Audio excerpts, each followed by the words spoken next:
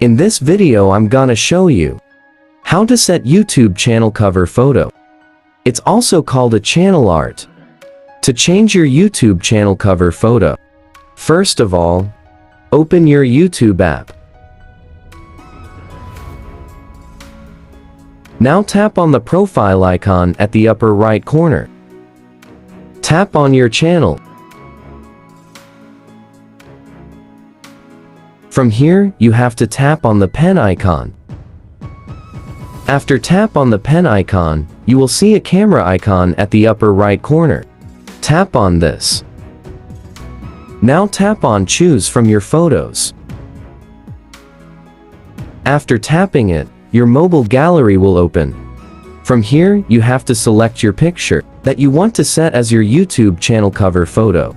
One thing you have to keep in your mind: your photo size has to be 2560 x 1440 pixels. After selecting correct size photo, then you have to tap on Save.